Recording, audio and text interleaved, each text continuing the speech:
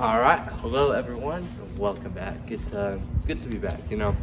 We've got a whole lot to cover today. Not sure if you can see this. It's like half a page, a little bit more than that, of just all sorts of different topics that we absolutely have to talk about.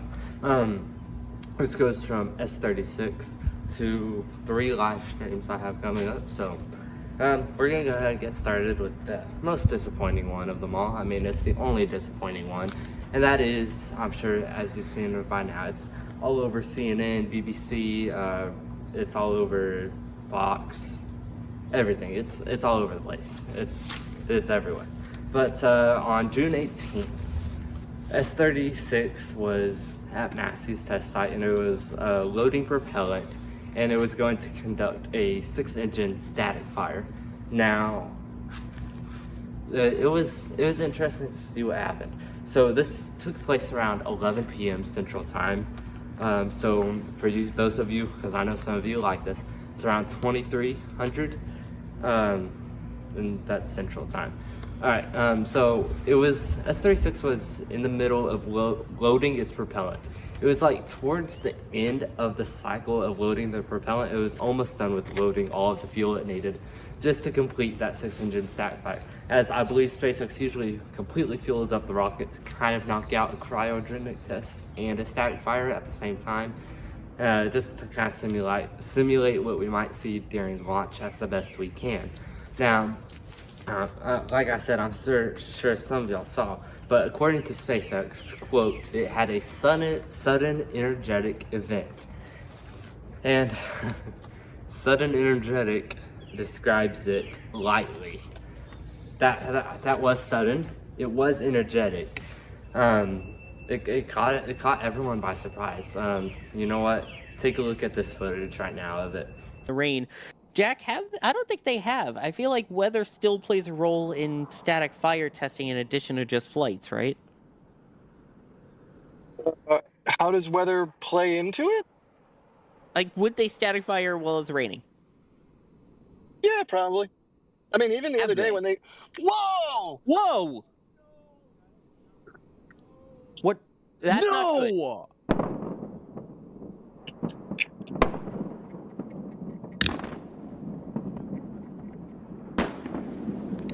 Oh my god. It appears there has been a Ship row. 36 just blew up. Ship 36 just blew up. Yeah, it's pretty crazy what happened there. You know, we had that first explosion up, and we'll talk about like the initial, like what SpaceX thinks the initial cause of the explosion and everything was. But you saw that first, like you know, with that first explosion, the ship was already gone.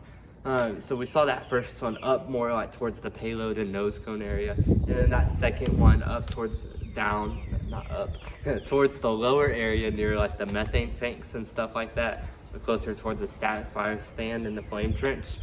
That was a bigger one. That led to the complete loss of a whole lot of stuff.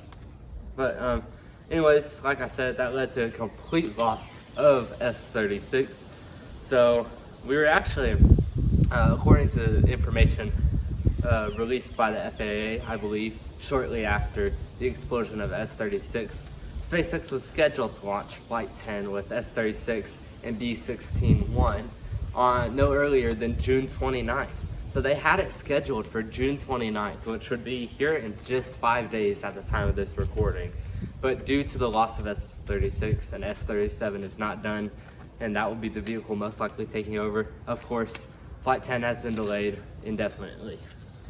Now, like I said, complete loss of the vehicle. But not only did it destroy the vehicle, it destroyed the SQD too. So the SQD is the ship quick disconnect.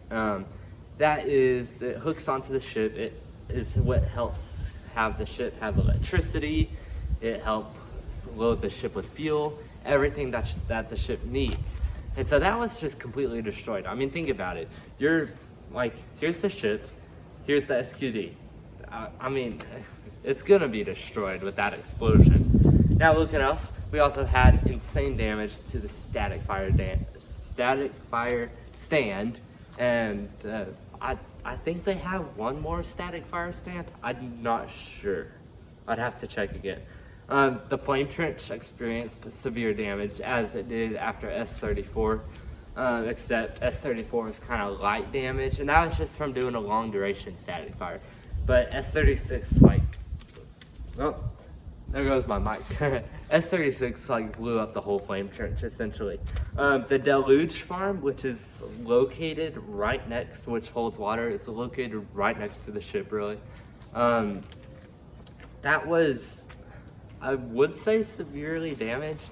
It was more kind of burnt, as we could see from aerial photography, from RGV aerial photography, and from RGV, it was the other person. Interstellar Gateway was the other people. And it looked like maybe some damage to the prop farm too, which actually led to lots of fires later on in the night. And it appeared that maybe where they test boosters, it's close to where they test the ships as well. Maybe the booster area was damaged as well. Oh, this is bright now. Like I said, it ignited a ton of fires throughout the whole night. They were burning the whole night, got put out, everyone got put out just before dawn. SpaceX did report that there were no injuries reported, as with every test that they do, they establish a safety zone. That way, anything that might happen like that, like S36, that way employees, residents, officials, they're all safe from anything that might happen.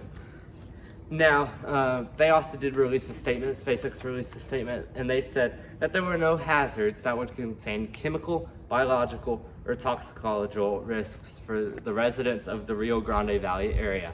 So I assume that would include South Padre Island, that would include some of those small towns in Mexico along the Rio Grande.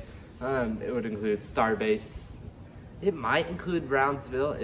It should include Brownsville and a lot of towns located along the Rio Grande, due to the fact that Massey's is located on the Rio Grande River, which means that some of the debris, any biohazards, chemicals, fuel, stuff like that could have gotten in the river. But SpaceX has reported that that has not happened, and you will be fine.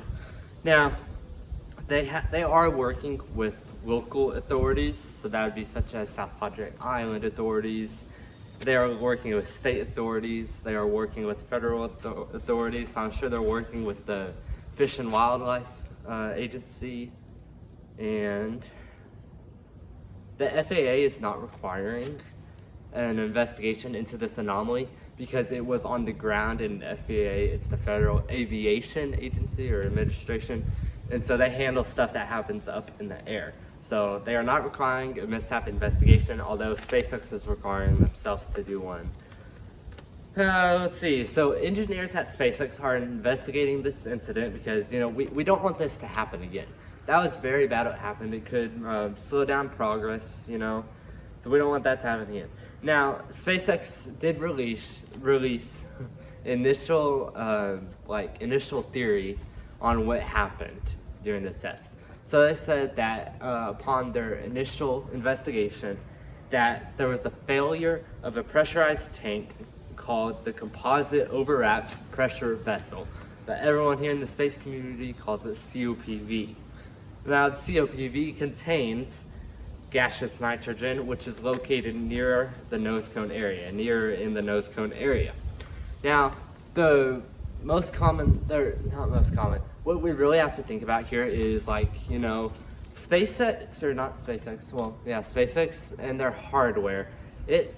Between Starship and Falcon 9, they share a lot of the same hardware. Like we're talking, they share Raptor engines, they share grid-fin design in a way. They share lots of stuff, really. And so, of course, everyone's concerned, well, could this cause problems to Falcon 9? SpaceX says it will not cause problems with Falcon 9, as the COPV on Falcon 9 has no commonality at all with Starships. So that is very good news. Now, SpaceX wanted to thank officials, residents, and especially first responders for all their help in the incident. It was truly bad what happened. But like I said, no injuries, no casualties, nothing like that were reported. So that is great. But just a thank you from me too. Thank you to those first responders, officials, everything. residents for staying clear of the area and staying posted with the news and everything of what's going on. So that's all I really have to say about S36. That's a lot of information. So hopefully you got that all, you know? Now, for me, I have tons of stuff coming up. So for this channel, we have not one, not two, but 3 live streams coming up. That's right. At the time of this recording on June 24th, we have one scheduled for tomorrow, June 25th at 2 p.m. Now this is just like one I did last year where it is a Q&A. And so I have a Google form, which it's free and everything. You just send off your question. You don't need your name in there, your email, nothing. It's completely anonymous. You just put in your question or questions, and I will receive those, and I will answer every single question. I don't care if I have 100. I don't care if this live stream is going to take 5 hours to do. It most likely won't, but that's free to do. I will answer every question, no matter what it is. Now, like I said, that's taking place tomorrow at 2 p.m., June 25th, 2 p.m. Central Time. The form will close at 12 p.m. Central Time on June 25th, so make sure you get those questions submitted before it is too late. Now, in other news, July 4th, very fun time. So, July 4th, I do this every year, I believe, this is only the second time I will be doing this. I will be doing a July 4th spectacular.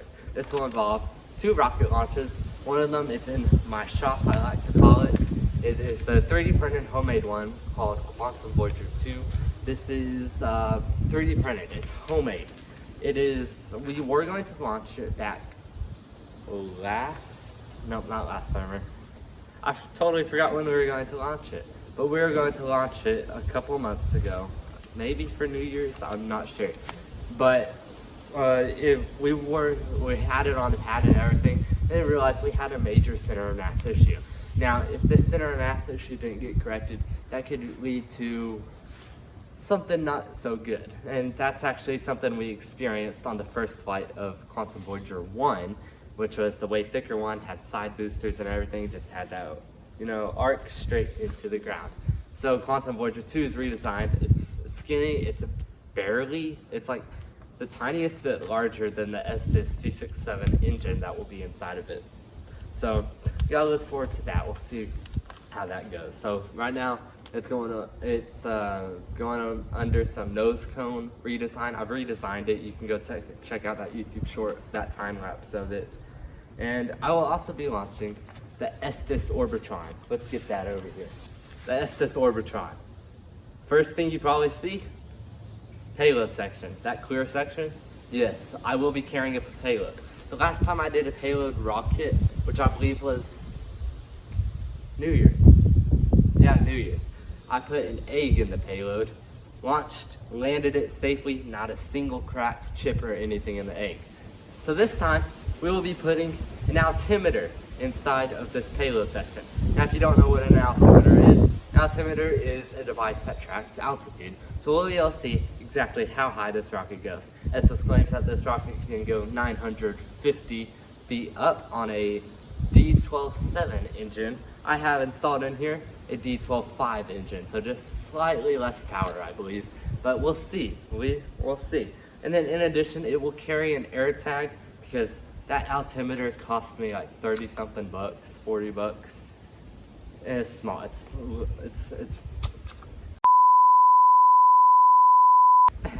bloopers. Well, anyways, it costs a lot of money, so I don't want to risk losing it. So I'll pop an air tag inside of the rocket. So this is a beginner set, so it took me like 15 minutes to build just with some plastic cement. Got our launch rug here, fins, decals, all the simple stuff. You saw this come off. This is just where the parachute goes. Really not that special.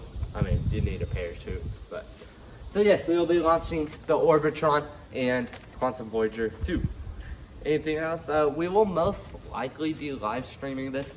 You can see that I have the July 4th spectacular stream scheduled for July 4th at, I think it's 9:30 a.m. Central Time. I have to run some tests with the streaming platform I use to see if it will connect to hotspot and just to see if I can stream, out in the middle of nowhere, essentially. So, that's all I really have to talk about. We do have a stream on July 3rd. This will just talk about more in detail about exactly what we're doing with Quantum, Voyager 2, and Orbitron. That's just a mission review.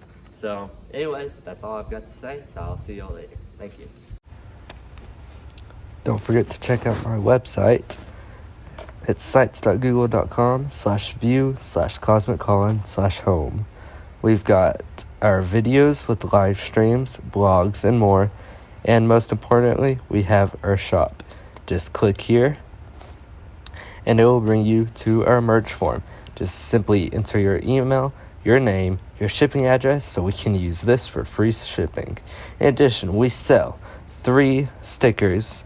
We sell a Flight 7 sticker, a Flight 9 sticker, and a New Glenn sticker. Personally, the Flight 9 one is my favorite. These are all sold for $1.70, and the 2 Starship patches are sold for half off the 2 days before a launch. T-shirts are $20 each. We have my favorite, the Making Life Multiplanetary T-shirt with the Starship vehicle with Mars in the background. And then we have Cosmic Colin. This is just my logo. And we have Amateur Engineer. Now, you get to pick what launch vehicle you want on the shirt. So it can be anything. It could be Saturn V, Falcon 9, Falcon Heavy, Space Shuttle, Starship, anything you want. And you get to pick your size, the vehicle, how many you want. That's the same thing with these stickers here. You pick how many of each that you want. Any additional notes you might have, and once again, free shipping and how to pay.